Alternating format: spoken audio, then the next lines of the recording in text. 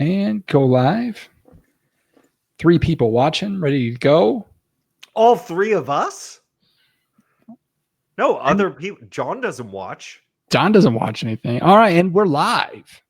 Hey, viewers. Hey, Jeff McKinney. Hey, Jeff McKinney. Hey, anybody watching live, jump into the chat. I will maybe read some of the words that you write. Well, what will really happen is he'll read everything to himself. And then, yeah. and then maybe say something about it 5 minutes before the end of the show. You'd be surprised how many times they write things like, I think John is right. or they'll say like, Jeff Eccles is very handsome. I don't say that shit out loud. Yeah, we definitely have one watcher. Our Iowa contingency is watching. All right, Grandma Sparkle, go pop that Diet Pepsi. That's Annette, what is your favorite wine? Why isn't my Diet Pepsi cold enough?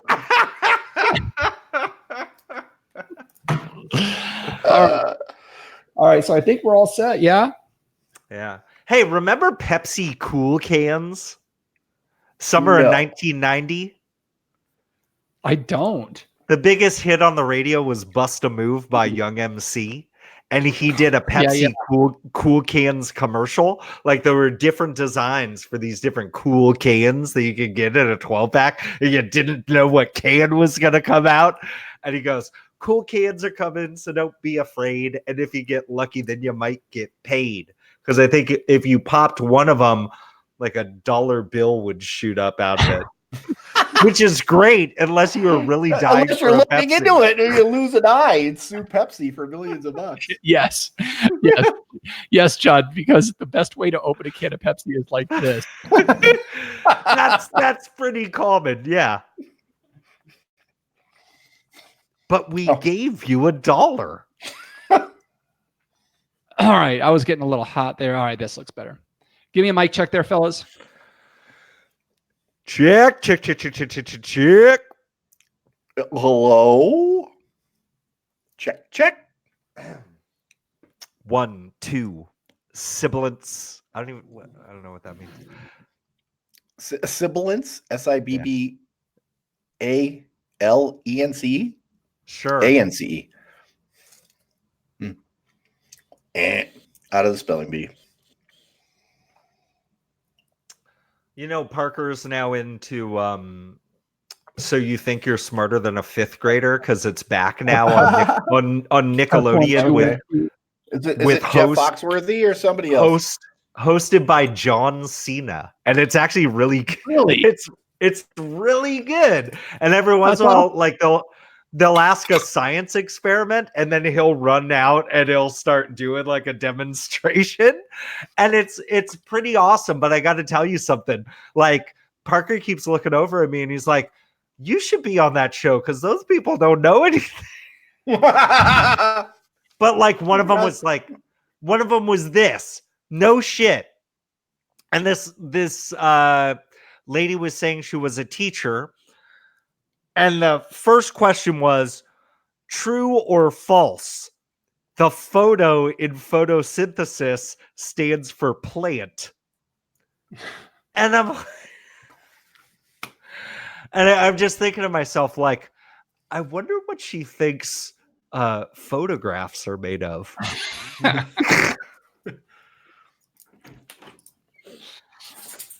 All right. We ready to do this? Yeah. All right, man. Here we go.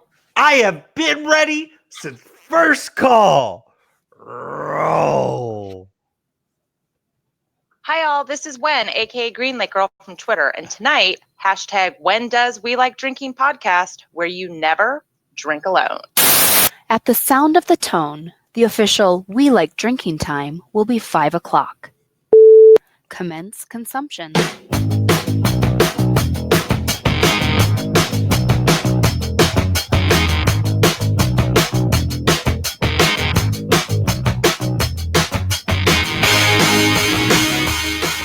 This week on episode 238 of the We Like Drinking podcast, we'll be discussing our favorite grape in the world, expensive Cabernet, and we will not be asking you to help us out with the podcast awards. So crack open your beers, uncork that wine, and let's get drinking.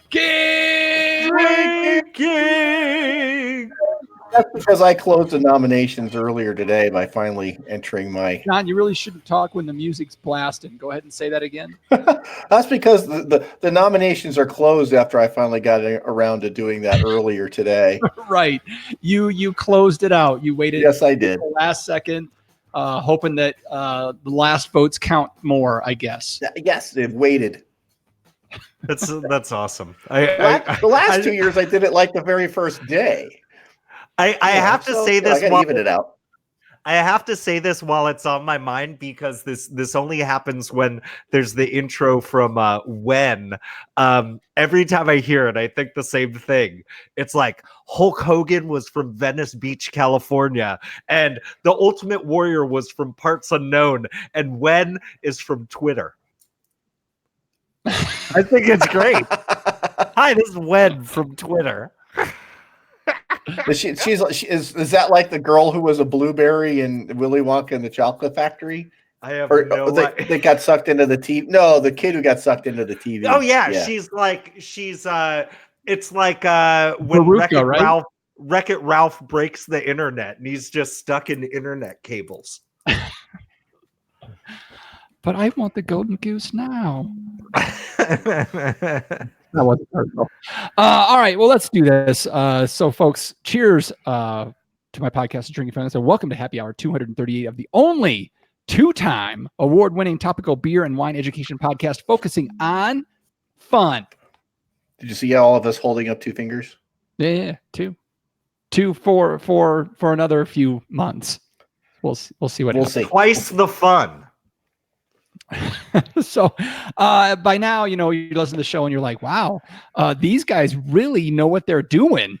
I should probably make sure I'm listening to this show every single week by visiting welikedrinking.com/subscribe, where you can find your phone platform to subscribe to. So go check it out.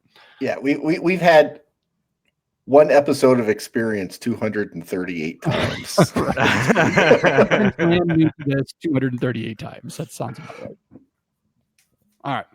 All right. So let's see. Let's find out who we're drinking with, and then we'll get into what we're drinking.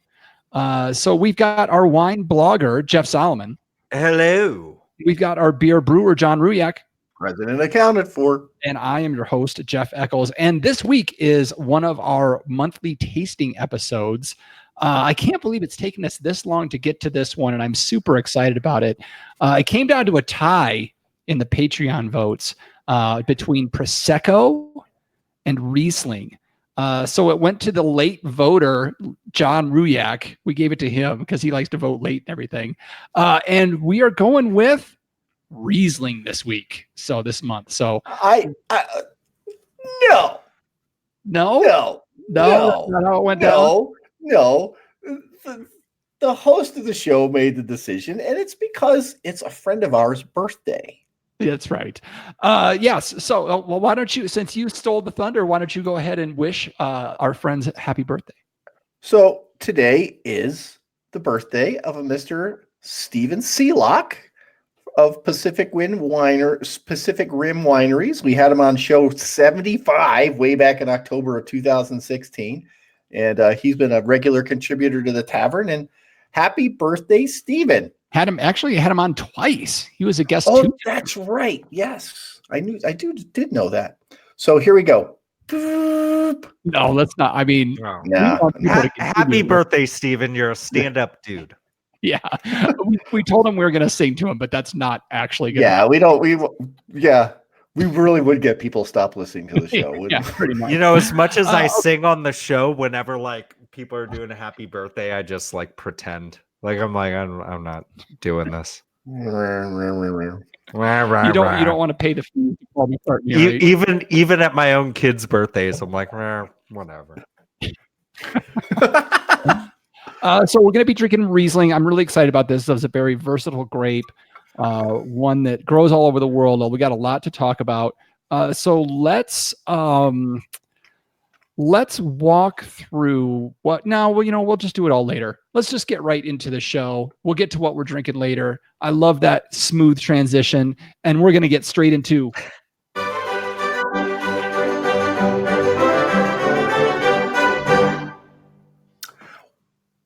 wine, beer, or pop culture reference. So you know the drill, guys, or if you don't, I'm going to ask these two yahoos a question. I'm going to give them a term, and they're going to try to guess whether it is a wine term, a beer term, or a pop culture reference. All right. Today's or this week's term is ham.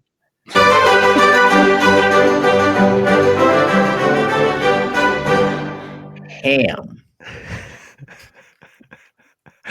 Can you spell that, please? H-A-M-M. Aha. Aha. See, if not for that second M, and I'm just going to take this, okay? If not for the second M, I would have said that this was some sort of smoked meat derived from pork products. And yet, that second M is significant. It's significant because I believe that there's a certain brand of a certain beverage that is named after somebody with the last name Ham with 2 M's, I think. And I could be totally wrong. So if you bought this, it would be Hams, HAMM''S. And I believe that Hams comes out of like Wisconsin, the state of Wisconsin. And I believe that Hams is a boxed wine from Wisconsin. Ham's the beer refreshing. Ham's the beer refreshing. Hams. You want to give this a shot, Eccles? Yeah, I was gonna say the same thing. So I'll just say ditto to what Mr. Solomon said. It's a boxed wine from Wisconsin. No, I'm gonna say it's a beer brand. Well, you could say that, but ham is a pop culture reference. Oh, is it like Mia? No. Is it the pig from Toy Story? From Toy Story. Oh, Voiced come by John on. Ratzenberger. That's garbage. Of course you go with him. Cliff Clavin, you're like idol, the person that you strive to be. Oh, all right. There we go. Wine, beer, or pop culture reference. No, dude, you say the term again. Oh, ham.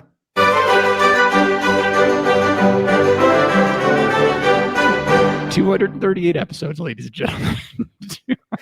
Yeah, well, 1 week at a time. First week, every week's the first week with 10-second John. Okay, let's get into the Riesling. I've got pages and pages of show notes to talk about here. I'm sure everybody else does too.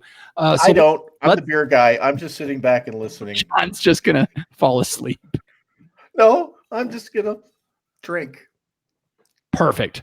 Am I coming through way too hot to you guys? No, not at all. No.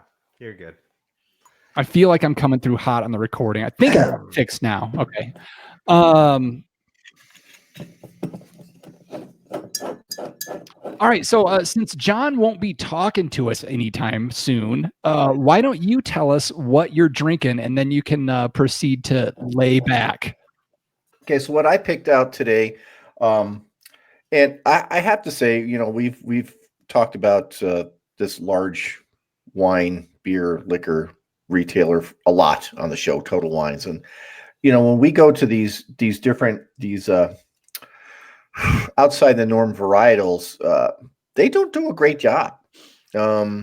So I didn't have a lot to choose from, and I know I'd seen some other Rieslings, American Rieslings there before that they didn't, and that's fair. I mean, they go through lots and things like that. But there was maybe 15 different Rieslings I could choose from. 4 of them were sweet. Some of them were, semi-sweet. Some of them were medium, but I don't particularly like that style of wine. So I got this off-dry American Riesling from Nicholas Vineyard in the Chehalem Mountains in Oregon. It's called Anamkara Cellars, and that's Irish for soul friends. Oh. So I picked this one up. It was $20. Nice. And do you want me to taste it? I mean, I've been drinking it for the last 20 minutes. No, we'll do that later. No. Okay. So I'm going to make a mark here, 1755, to know to edit that. And then we're going to come back to this to go to Jeff. But right now I'm going to re-intro Jeff for his discussion that I forgot to intro him for. Oh, cool. Yeah, no problem. All right. So before we get into what we're drinking, we do obviously have to take a moment to let Jeff Solomon spread some peace and love our way. So Jeff, the floor is yours. Well, Jesus Christ, man. Like, I love the Gilroy Garlic Festival so much. And my wife and I have been going there every year for probably like the last 10 years at this point. We call this whole area South County, like the southern end of Santa Clara County, because once you get south of San Jose, it's like a different vibe. It's like a different country. There's beautiful vineyards everywhere and just wonderful farmland. And I feel so fortunate, and I love the fact that I live in Gilroy, California. And it's weird because like the thing about Gilroy that I love about it is how much it surprises people, because if you were just like driving through it on the freeway, you have no idea about how amazing this city is.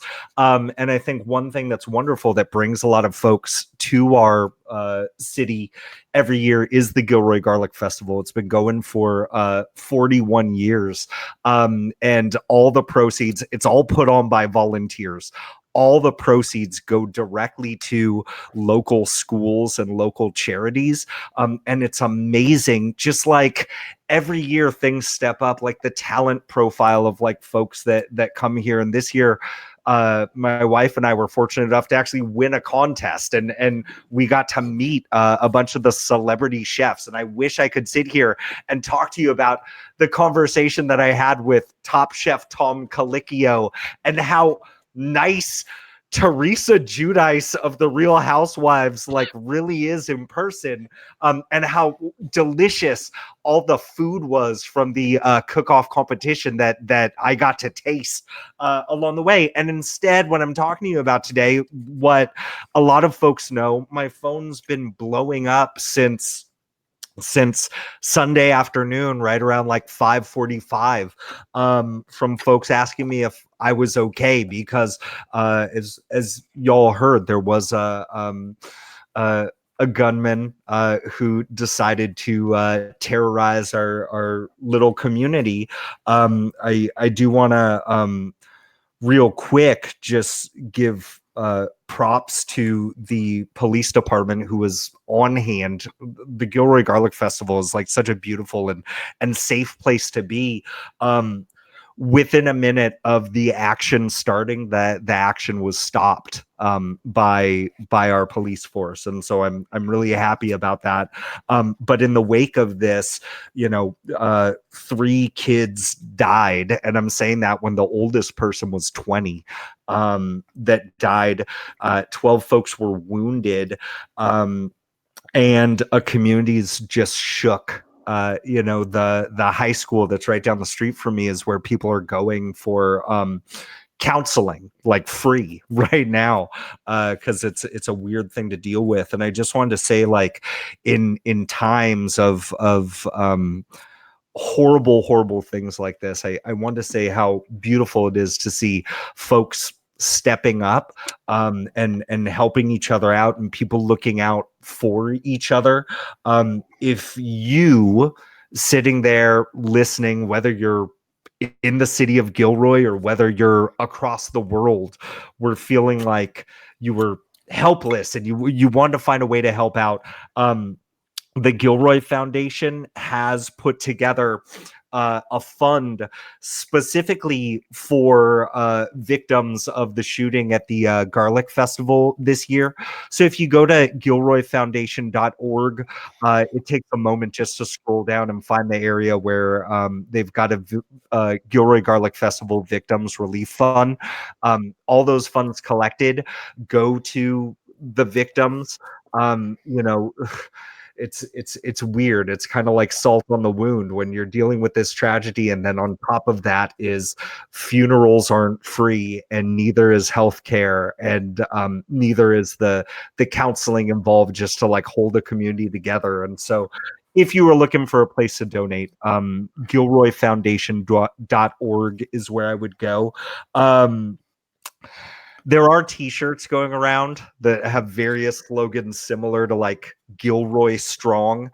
And if you are buying those shirts from an organization that's in the city of Gilroy, I would say go ahead and do that, because you're putting money back into the community. They are guaranteed putting that money back into the relief fund.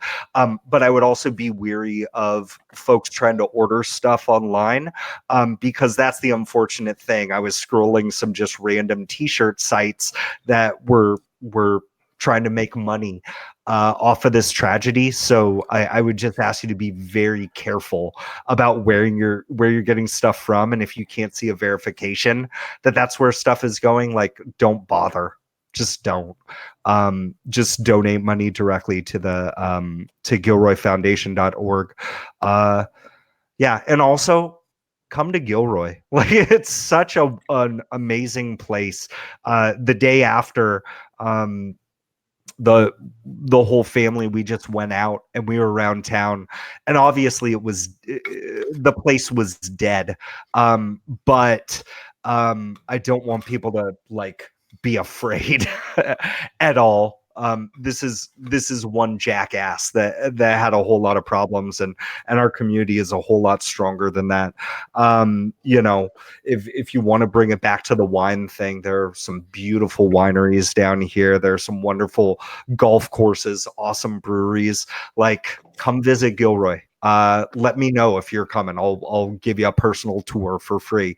You know, I want everybody to love our community as much as I do. And I just want to thank you guys.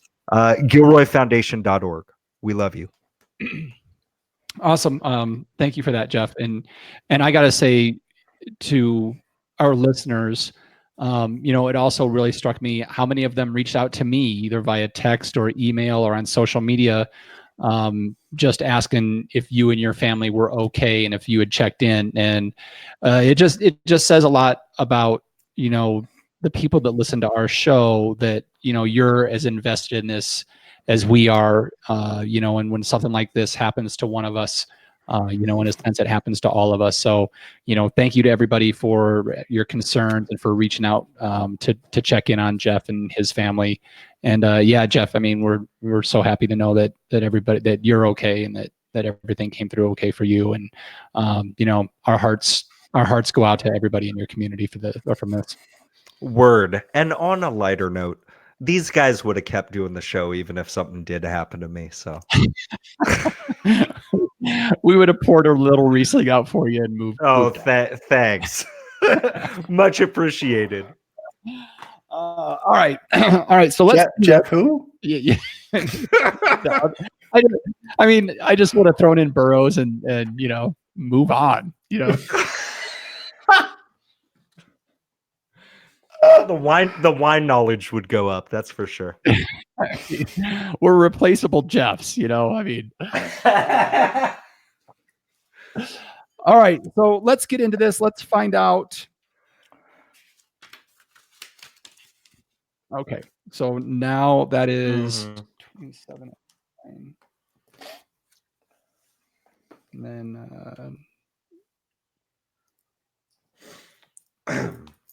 all right, thanks for that, John. That sounds like a good one.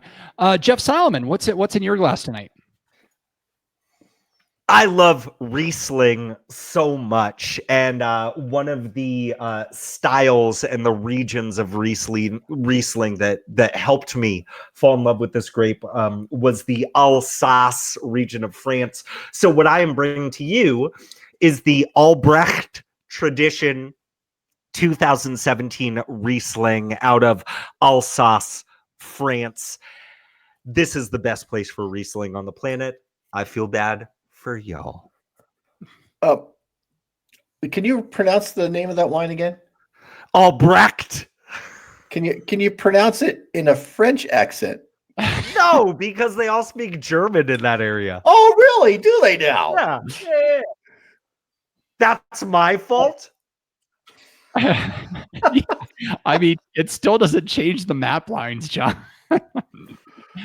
Okay, and I am going with, Jeff sits here and tells us how Alsace is the greatest place for Riesling. I think I might disagree with that just a tad. Not that I'm saying I'm going with the best, but I'm going with the German region. I have a Moselle. I decided not to go with it because I have never had a wine from the region that I found a wine from. So I'm going with this Abt Riesling Trocken. This is the Kruger Rumpf, and this is from the Nahe region of Germany. So next to the Rheingau, in between Rheingau and Mosel. So yeah, the Nahe. This is a VDP grape or classification and everything. So lots to talk about there. The Kruger, eh? Yeah. To get into right away before we go any further. I actually have a couple things I need to get into, and I actually wanted to bring something out of left field for everybody. I think one of the most misunderstood things about Riesling is how to pronounce it. And when you go into reading the works of one Miss Jancis Robinson, she makes sure that you know, if you call it Riesling, you're a square. It's Riesling.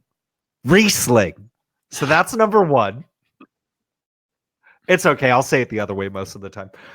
And number two is this. This is the thing that I hate when I'm out at a restaurant with a group of people and we're having like lighter tapas.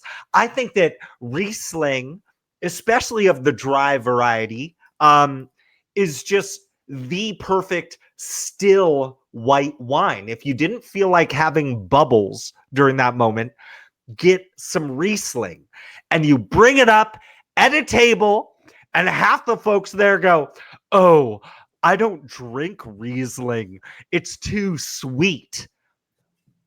And we have to start with this.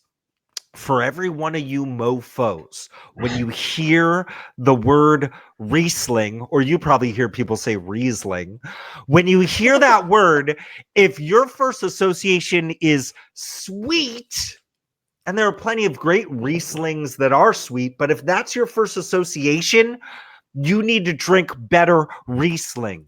You need to do better. You need better friends. Yeah, I need better friends. I definitely do. Next time we're at that table, I'm flipping tables. I talked to my friend Teresa Judice, and she taught me how to flip a table the other day. So, So I think that would be number one for me. And that's the reason why I started gravitating towards the Rieslings of Alsace. I remember when I first really started getting into wine, I picked up this big coffee table book right here, Kevin Zraly's Windows on the World Complete Wine Course. And the very first course is about French whites. And the very first section was on Alsatian Riesling. And the first time I tried an Alsace Riesling, and I really got that acidity as opposed to what I was getting from like some $5, $8, $10 domestic Rieslings. There's a big difference. So I just want to start with that. Like, Riesling is not some little kid like sweet wine. You know what I mean? Like it's much more than that, and that's what I'd love us to get into, like how deep and amazing this wine is. Yeah, there's a reason that sommeliers love this grape, right? There's a reason that the wine nerds out there really love this grape. So let's get into some of this. Jeff, what are some of the characteristics of any Riesling that you think are kind of its defining characteristics? Beautiful aromatics. Oftentimes I'll get like a little like apple. Also a lot of like white flowers on the nose. But when this bad boy hits your lips, there's this beautiful viscosity that comes along with a lot of Rieslings. There are these wonderful, like where you can play around quite a bit with the sweetness of a Riesling, which is kind of nice. The sweetness levels of that Riesling play beautifully against what is a traditionally like highly acidic wine. So you get the balance of these two major like food and flavor components to go with some wonderful like green apples and some stone fruit and some floral characteristics. It's a white wine where not all Rieslings are meant to be aged, but in the same respect, you could take plenty of Rieslings that aren't meant to be aged and you can lay them down because they've just got such a beautiful backbone and structure that these things change beautifully over time in the way that, I know this sounds weird, I've never had an aged mead before, but I was thinking about when our friend Billy was on the show, like describing how mead can age. I see Riesling as being in that same realm where like these characteristics are just there's so many different subtle notes to go along with an in-your-face acidity or sometimes an in-your-face sweetness that these bad boys change. They change in your mouth in the moment, and they change over time. They're just wonderful. This is not a light, crisp afterthought. This is not Pinot Grigio. This is Riesling. Yeah. Isn't it because of the turpentine that's in it? That could be. That's the terpene. That's terpenes. Sorry. Could be the terpenes. It could be the antifreeze. Who knows? Whatever, yeah. And yeah, Jeff, you're right on the aromatics, the acidity, and what makes another thing that makes this wine great, and we kind of talked about it a little bit, is how many different styles of wine you can get out of this. You can get this bone dry, teeth rattling, tongue ripping, boot wearing, beautiful dry wine, but you can also get these over the top sweet raisinated grape wines that can go with dessert and can be full bodied and thick and luscious, and you can run the gamut on this grape. It's also just like folks that are like, oh, I love red wine, I only drink red wine. Drink some Riesling. Like do it, because it can be bold. It can be in your face. I was also thinking about, God, Eccles. We were at the Wine Bloggers Conference and we were drinking orange Riesling from Troon Vineyards, and it was just wonderful, like wonderfully savory. Like, God. Oh, Craig Camp is a magician. Yeah. There is no other white wine that I enjoy just smelling more than Riesling. Absolutely. I totally agree. So if you're looking for Riesling, there's a handful of countries that you're really going to be looking for. You're going to be looking for Germany. That's just kind of where the grape is from. This is the benchmark. Jeff may disagree with that, but this is its home to me is Germany. There's France, where you're going to be primarily looking at Alsace. I mean, Alsace is the only place in France where you're allowed to grow there, unless you just want to make it like a country wine. Right, right. Australia actually has some world-class Rieslings as well. You're looking at the Clare Valley and the Eden Valley for those. And then the United States as well. Let's be honest, you're looking at Washington, Oregon, and New York and the Finger Lakes. California does have it. To me, a lot of times, and I know this will probably piss people off, California's a little too warm for Riesling. But I'm sure there are some good ones that I just don't know of. I will say that Smith Madrone makes a baller Riesling. You're right. And you know, that's what you're dealing with when you're talking about like mountain fruit in Napa. But yeah, I think a lot of folks, and unfortunately, a lot of folks, like maybe their first intro into Riesling is you're at some side of the freeway place that maybe serves garlic wine, and they're like, oh yeah, we've got a Riesling too, and it's like a flabby, crazily sweet wine that's gross, and I get that.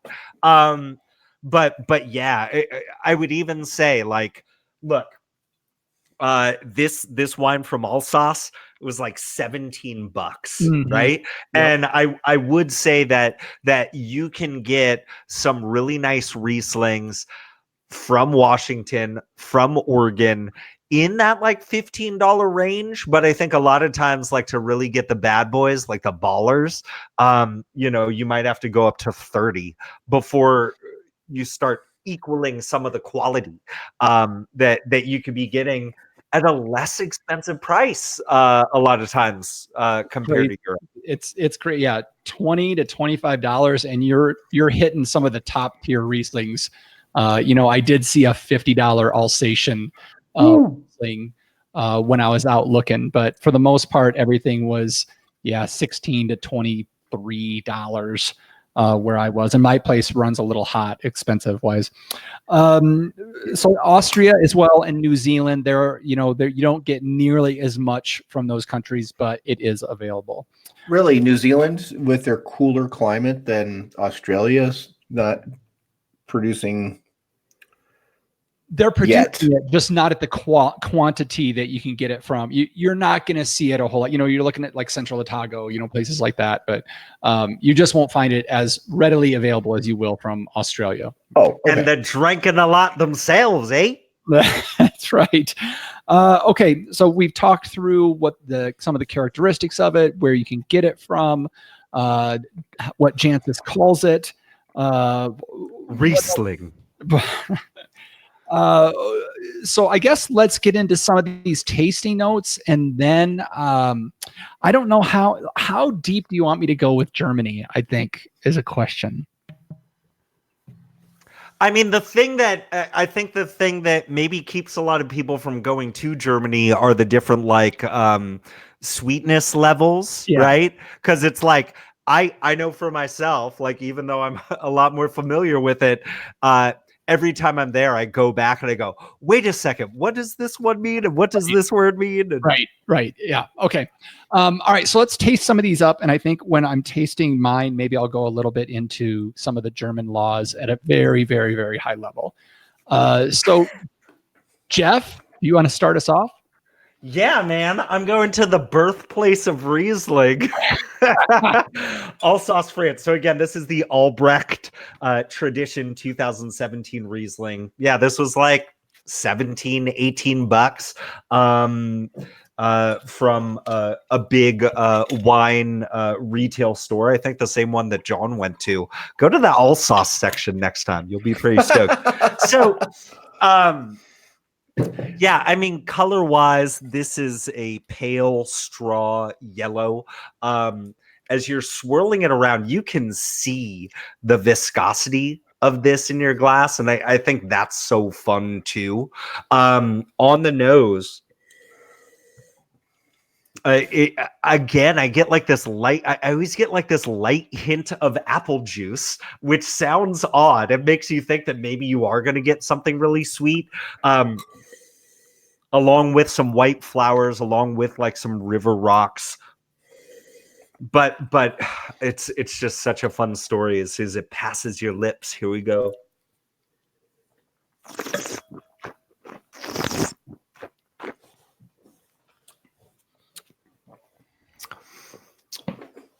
Give me a second here. I got my fizz face on right now. So no motts. You don't get any motts.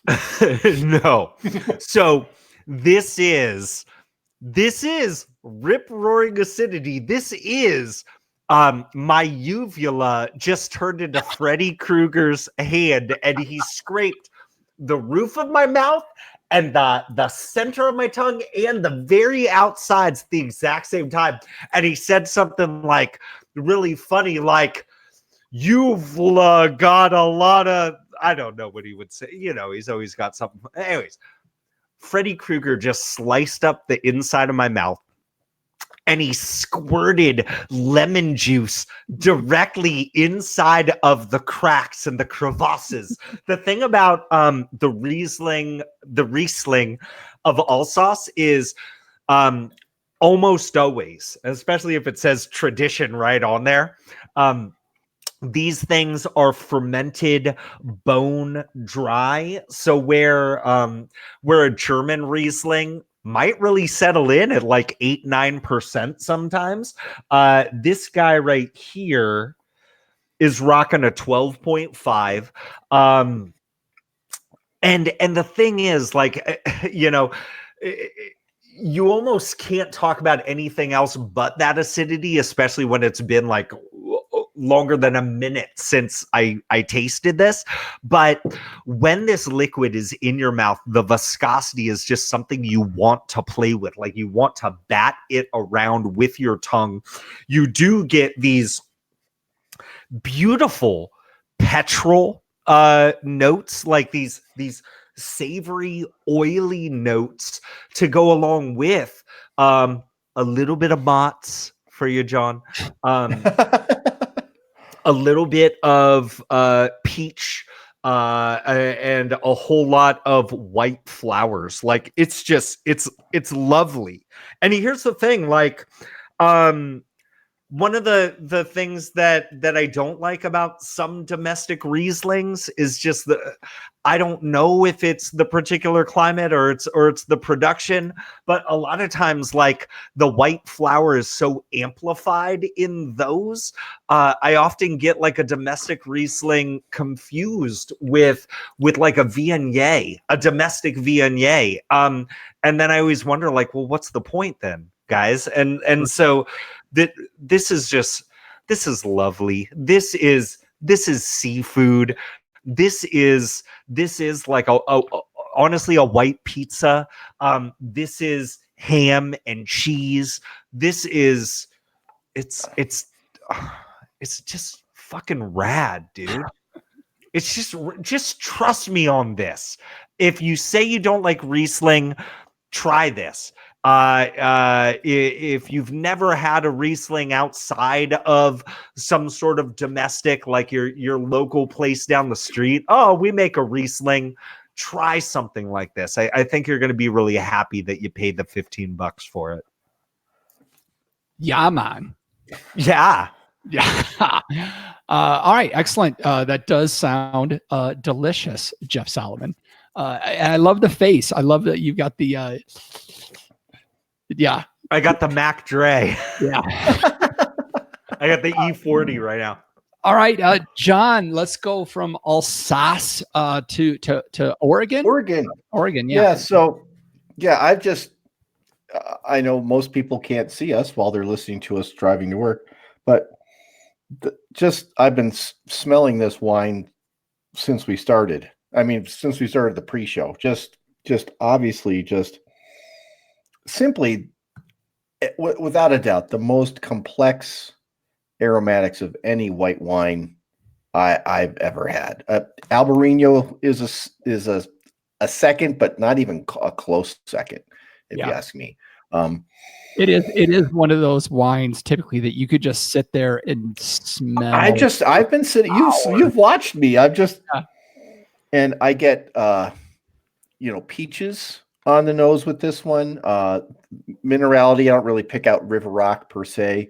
The minerality of it, and that white flower that's just short of honeysuckle, but just that whiter flower type of fragrance that you get out of it, not quite as sweet as honeysuckle. So, and then just to taste it is I powered through 6 ounces of Bellavitino covered with black pepper in the midst of all this.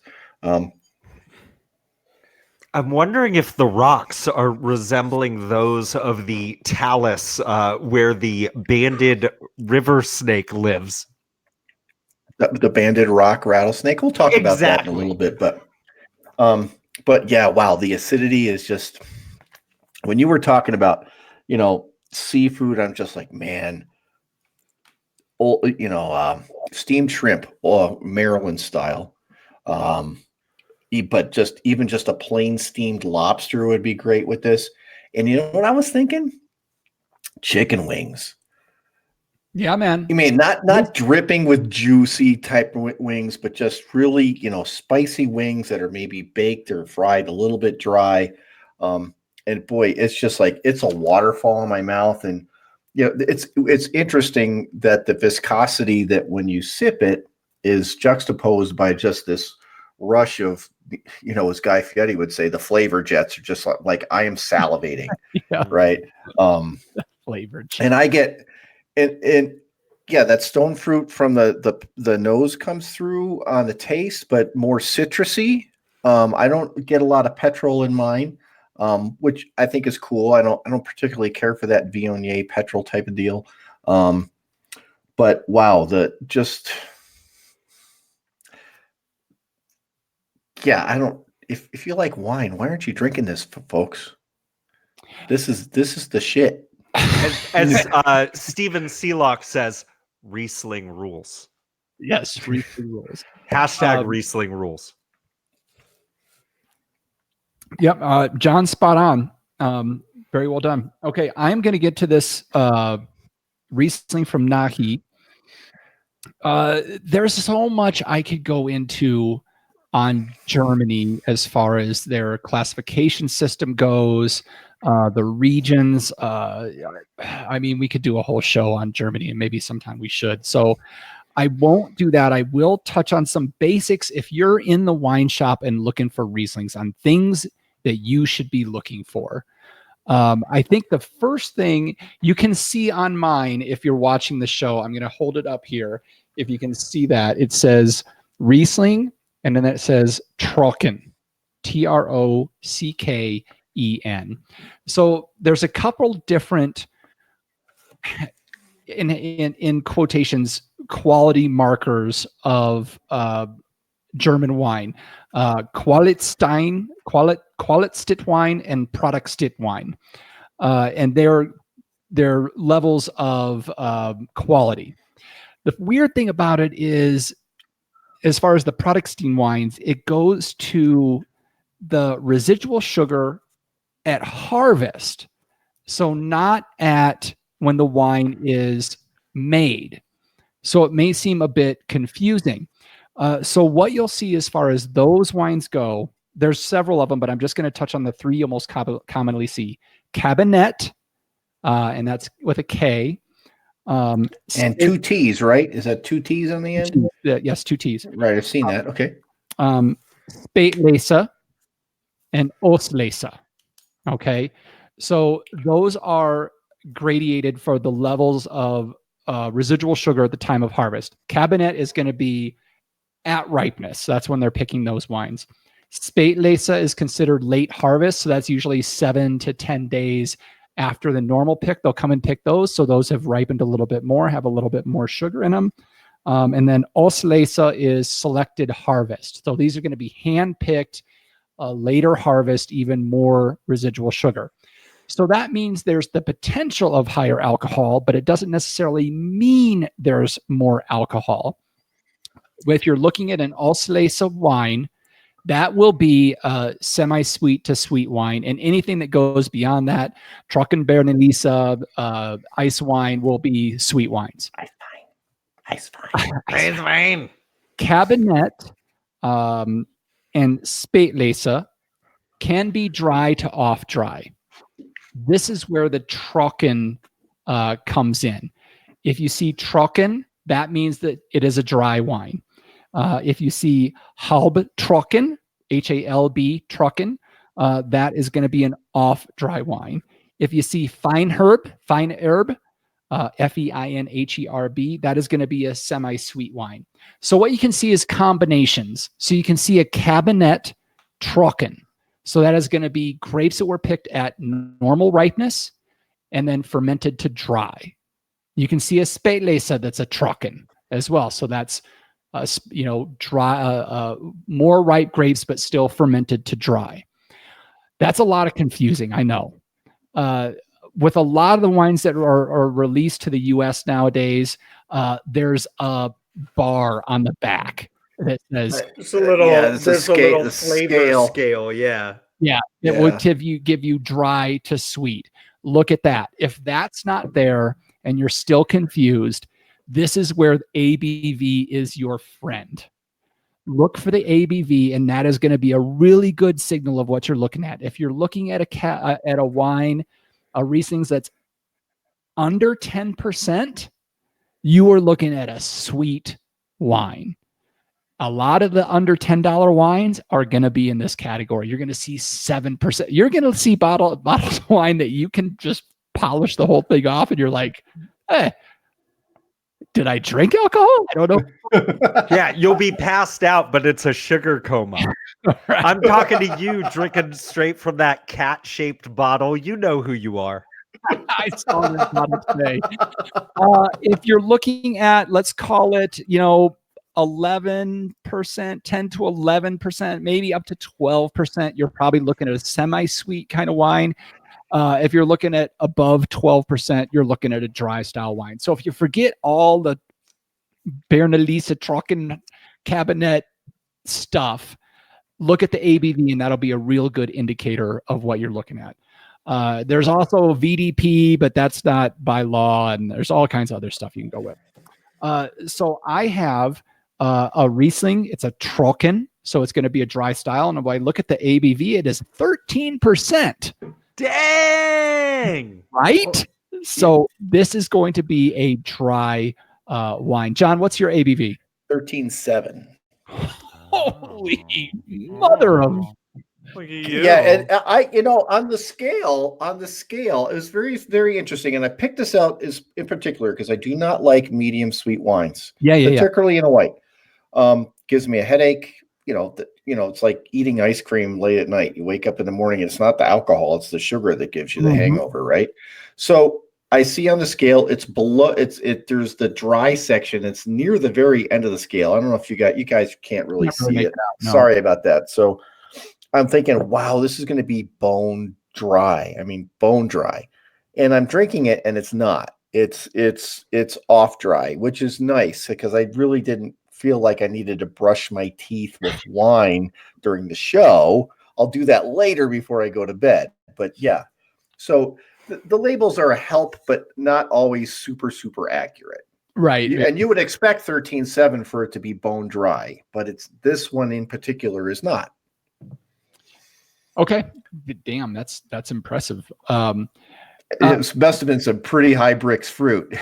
Yeah. And, with Riesling, especially with the acidity that has in it, there can still be a lot of resid sugar and you don't notice it. And maybe that's part of it.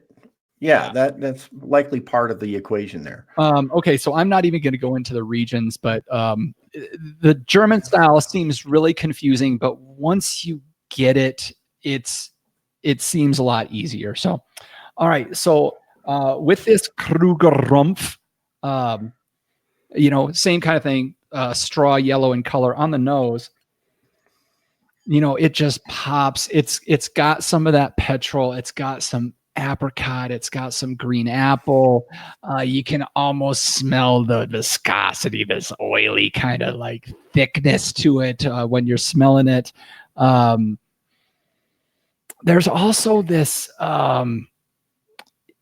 There's almost this earthy, smoky kind of play that's going on. That's just the depth to the aromatics on this wine are just out of this world. It's just it's like you smell it and you just want to pull layers of flavor into your layers of aroma into your nose to pick out the next one. It's just insane. You just want to do lines of it, really, is what you want. If I didn't think I would drown, I might stuff it up my nose. I'm sure somewhere in some of these you'll end up finding some tartaric acid or something. You could, there you go. You could hit wine that. crystals. Yeah, there you go.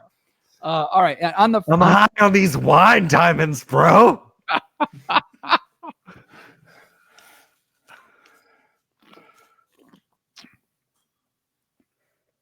Oh man.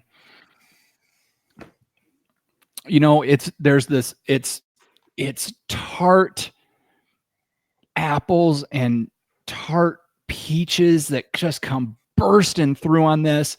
And then the acidity just takes over and you're just drowning in saliva, but it just lasts. And the tartness that's one thing about Riesling is that tartness that you get right in the beginning, it doesn't go away. No, I was waiting for you to say that. It just doesn't leave. It doesn't. Like minutes later, you just still have this just tart, oozy deliciousness just coating your mouth. And it's know what it is? You know what it is for those of you that have never had this experience? Maybe this will help you out. It's like this, and it is not like this at the same time. Have you ever had the atomic warhead candies? That's what it is, where it's like, and you give that to like a little kid and you watch the way that they're like, oh, I love this. There's that. That's what I love out of it. It's warheads for grown-ups. That's what it is. I wonder if it's almost like capsaicin, where the tartness triggers an endorphin response. It very well could. Oh yeah, man. Because it's a sweet pain. Yeah, and it's Jeff, like the warheads, or what more people have had, like Sour Patch Kids, the sugar at the very bottom of the bag, right? Oh yeah, John. Honestly, John, I think you're onto something, because it's like when I go a couple days without Riesling, like all of a sudden I find myself very depressed and like just questioning life. I think that you're onto something. Like there is a dopamine hit that comes with that you just can't handle not having. Oh, that's good. Yeah, just and I'm ashamed in myself. I don't drink enough Riesling. I really don't. This should be a staple, but here's the problem with Riesling. If I buy a bottle of Riesling, the bottle doesn't last very long. I find a reason to open those bottles pretty quick. That's the problem, man. It's like we got to get rid of this stigma surrounding Riesling. And I just feel like if more and more people just got over it, and, it's like, wait, you think you're better than me because you don't drink Riesling? Like, you're missing out. Riesling is delicious. And yeah, it's a little weird. Like, I draw bottles of Riesling, on my homework when I'm doodling. But I love Riesling so much. I'm a Riesling head. And I will say, we mentioned Steven Seelock at his birthday. Pacific Rim Wines does make a solid dry Riesling. They make some good semi-sweets. They make good sweet Riesling. They make the gamut of them. But if you're looking dessert for Rieslings, dude, like killer. But if you're looking for a $10 to $12 dry Riesling from Washington State that dollar for dollar is going to be a solid play, look for the Pacific Rim dry Riesling. Like, it is a solid entry into the Riesling world. That is no joke. Have you ever watched The Wizard of Oz? on Riesling. And listen to Pink Floyd Dark Side of the Moon at the same time? Oh, dude, I don't know if you can handle it. Like, you open the bottle after the third roar of the lion, and it's showtime. I wonder if we can get Jon Stewart to record on Riesling. It is his contribution to the movie industry. Okay. We're all high on dopamine and endorphins from drinking acidic Riesling. I'm Samson. You got that Riesling? Sorry. Okay. All right. So, as with our tasting episodes, we like to talk about what we're drinking. We've already gone over an hour. So, you know what that means. Unfortunately, the bouncer is getting mad because it's Last call. Last call. last call. Time to clean house and open another bottle of Riesling. So you know what we do here, folks. We're looking for your help, not with the podcast awards. We've passed that. We're past the point of we've gone past the event horizon of the podcast awards. So now it's just hold on and wait for the results. But if you want to follow us on the social media platforms, Jeff Solomon, where's the best place for people to find us in that space? Hey, you can find us on Instagram as We Like Drinking. We're on Twitter as We Like Drinking 1. That's the numeral 1. But really where we interact with most folks socially is on Facebook. Just look for We Like Drinking, and in our private group called The Tavern. Just if you're on Facebook, look for We Like Drinking The Tavern. Or if that's too difficult, if you're scared of Facebook, you're not going to go in the tavern anyways. But you could also go to welikedrinking.com/tavern to get in and be one with this amazing community. Let's talk about Riesling. Have you ever been on Face Group on Riesling? Let's talk about Riesling, baby. Oh God, that Salt and Pepper song came on today, and I turned it down not because like I think it's inappropriate to say let's talk about sex. It's just fucking corny. It's a corny ass song. John Riak, the worst. Sorry, John Riak. If the listeners would like to let us know what they think about Riesling, where's the best place for them to let us know what they think about our show? Well, search up the We Like Drinking podcast on Apple Podcast and leave us a review. 5 stars, big fat 5-star review.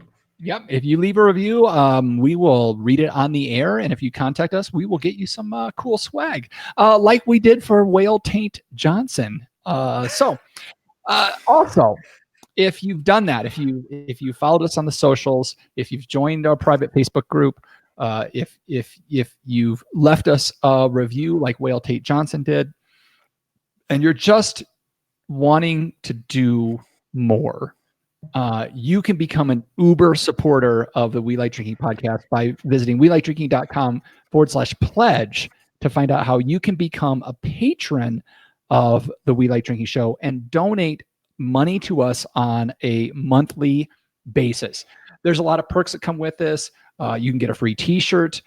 You help us pick what we drink each month. If you wish we would have been drinking Prosecco, shame on you for not being at the $5 level where you get to vote on what we drink. You could have chosen us to drink White Claw or White Hard Seltzer, whatever the hell it is. That would have been a nightmare. You could have done that to us if you were Jancis Robinson calls it Prosecco. Just Oh, I just something I did want to add. I mean, one of the other cooler perks about being a patron of the show is that we've been recording some snippets of our lives outside the show. And so get to see what we do for fun, what we do just as a stream of consciousness. Jeff just released one of mine, and I just wanted to say that video didn't quite resolve itself the way I wanted it to, and I struggled with it for a little bit. And if you saw it and you had questions like, well, this didn't end the way I thought, then just know that I really didn't have the heart to do what I said I was going to do just because I didn't want to cause that particular creature any more distress. She had an important job to do. If you don't know what I'm talking about, then you ought to just become a patron of the show and visit our Patreon page and throw us some coin. That could be the best advertisement for Patreon of all time. Everyone's like, what the hell was he gonna do to that creature? It was nuts. Just saying. Bro, it was nuts. It was. I can't believe nobody shot you after all that. He was like running away from clones. Like, it was gnarly. Freddy Krueger goes herping is what it was. I mean, so yeah, visit weliketrinking.com/pledge to find out how you can find out how that story ended or didn't. You can also find the show notes for this episode with all the links to the stories or mentions we had at weliketrinking.com/episodes. Or if you're on your phone, I don't know, figure out how you can get to leave us a review. Fuck it. But now we reached the time of the show where I get to say, okay, panel, let's take one last trip around this table and get some final thoughts before we shut off the lights. John Ruyak. I know you guys, same deal. I've got a problem with Valpak. For the last year and a half, they've been saying there might be $100 in this envelope. You know, I go through every month, 2 weeks, get my envelope from Valpak. And you know how hard it is to separate those fucking little flyers in there? They all stick together, right? So it takes a good 5-6 minutes to go through that entire goddamn envelope to find that I did not get $100 again this month. So as far as a marketing campaign goes, yeah, I saw all those things. I might get my rugs cleaned. I might not. Where's my $100 fucking bucks? Are you interviewing for Andy Rooney's spot here? I am as old as he is, aren't I? 60 Minutes complainer guy? All right. So whatever Valpak chaps John's ass and grinds his gears. So now we know that. Jeff Sullivan. You know what I hate? Valpak and all the deals they're sending my way. Okay, cut the music. Burn it. Burn it. Say it ain't so. Whoa. Your trucking is a heartbreaker. Darn it. Darn it. Say it ain't so. Whoa. My Riesling is a life taker. Do that. No. Okay. Bring it back. Yeah. Release the Trumpkin doesn't have the same cachet as Release the Kraken. Well, this is what happens when we drink Riesling on the show. It's all those freaking endorphins, man. It's all those dopamine endorphins and 13.56 alcohol. The John. Okay. Even my pheromones are kicking out. No. Let's all take our shirts off, guys. Do it. Everybody take their shirts off. We're trying to get people on the YouTube channel. Here I go. I'm shirtless. And with that, I'll say thanks again for joining us at the We Like Drinking podcast, where you'll never drink alone. Happy birthday, Stephen. Happy birthday. Happy birthday. Holy shit. You're welcome, viewers.